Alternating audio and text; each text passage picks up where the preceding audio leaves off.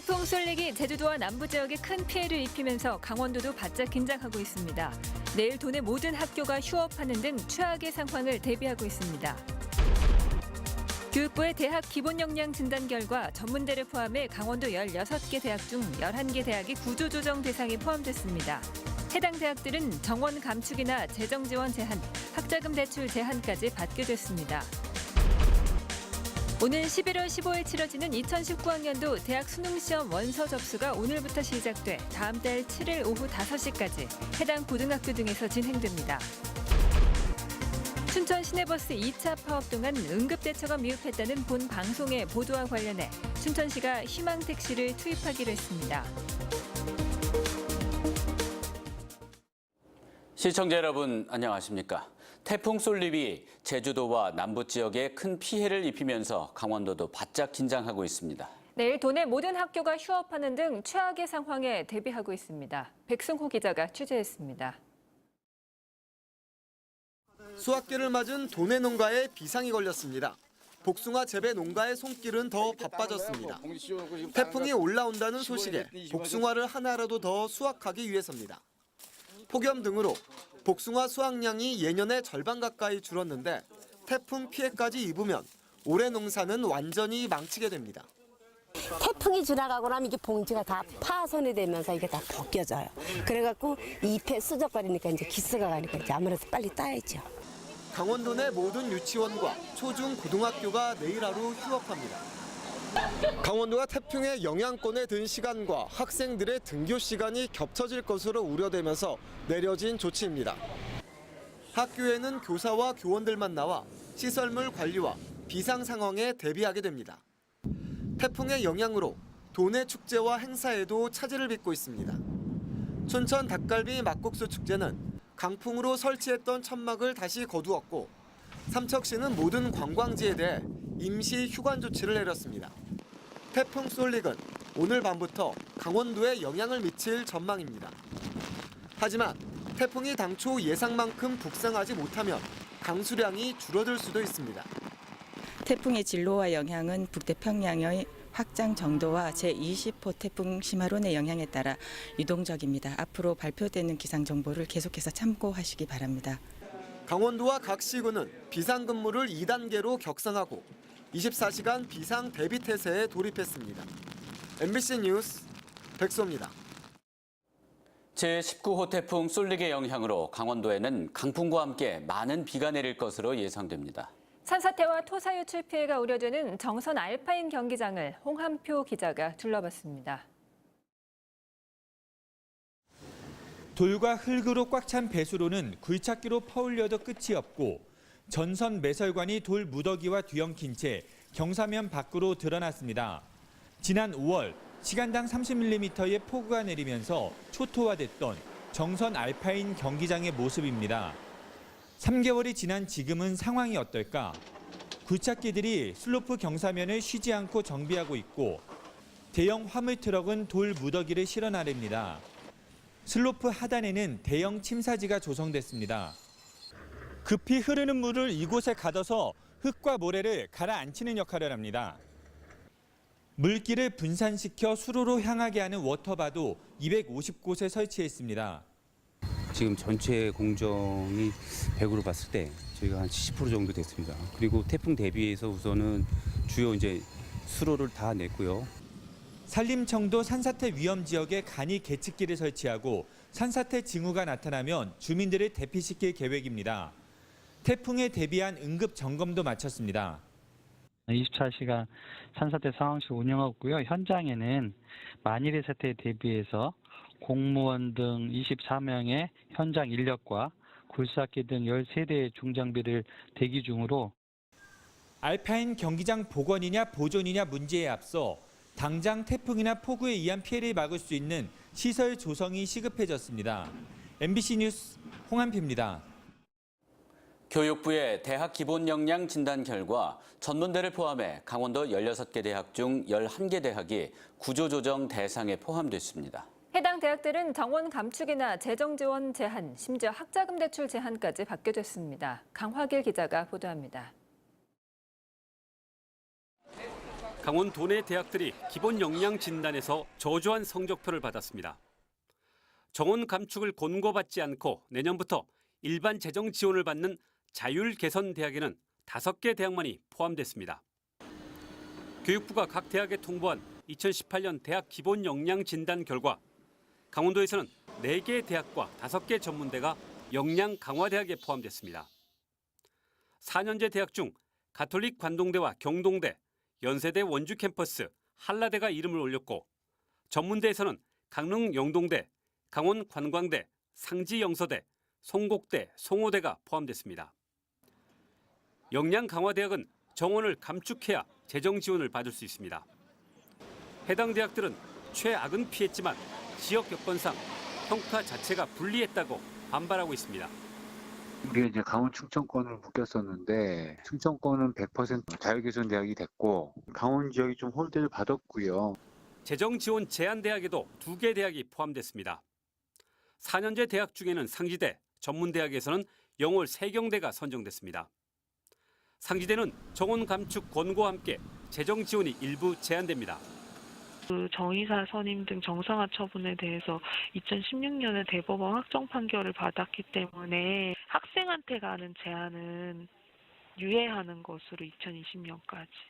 세경대는 정원 감축과 재정 지원 제한 외에 학자금 대출을 절반밖에 받을 수 없어 신입생 모집에 타격이 예상됩니다. 아무래도 이제 신입생들한테 저희가 이제 이렇게 그 구조개혁 평가를 알려줘서 이렇게 신입생들한테 참고를 하게끔 저희가 하는 거거든요. 강원도 내 대학들이 구조개혁 파고 속에 존립을 위협받고 있습니다. MBC 뉴스 강화길입니다. 학내 분규로 오랜 기간 혼란을 겪어왔던 상지대학교에 9명의 정이사가 선임된 이후 첫 이사회가 열렸습니다. 이사진은 상지대와 상지영서대의 통폐합을 의결하는 등 학교 발전을 위해 힘을 다하기로 다짐했습니다. 윤하은 기자가 취재했습니다. 교육부 사학분쟁조정위원회가 선임한 9명의 정의사들이 한자리에 모였습니다. 구재단 측 인사 1명이 포함되긴 했지만 대부분 학교 구성원과 교육부 추천, 개방형 이사 등으로 채워졌습니다. 이들은 첫 이사회에서 이만열 숙명여대 명예교수를 이사장으로 선출했습니다. 대학 구성원들의 그런 민주적이고 그리고 또 진보적인 그런 의식에 발맞춰 가면서 어떻게 이분들의 그 활동을 뒷받침할 수 있는가. 이와 함께 상지대와 상지영서대의 통폐합도 의결했습니다. 지난해 12월 교육부에 통합 신청서를 냈지만 임시이사 체제여서 한 차례 반려됐습니다. 이제 정식 이사회의 의결을 받은 만큼 교육부의 대학 설립 심사위원회 심의를 거쳐 승인 여부가 결정될 예정입니다. 그 통합이 승인이 되면은 그러면은 오늘 발표된 진단 결과와 무관하게 상지대학교는 모든 불이익에서 완전히 해제되는 그런 결과를 교육부와 한국교육개발원이 발표한 대학 기본 역량진단 평가에서 상지영서대는 인원 감축을 권고받는 역량 강화대학, 상지대는 재정 지원 제한 인류형 대학에 포함됐습니다. 하지만 평가 기간 구재단과의 갈등 등 특수 상황이었음을 감안해 국가장학금과 학자금 대출은 제한받지 않습니다.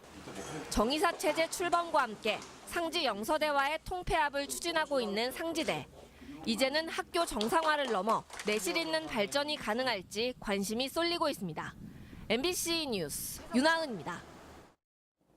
강원도교육청은 오는 11월 15일 치러지는 2019학년도 대학 수학능력시험 응시 원서를 오늘부터 9월 7일 오후 5시까지 접수합니다.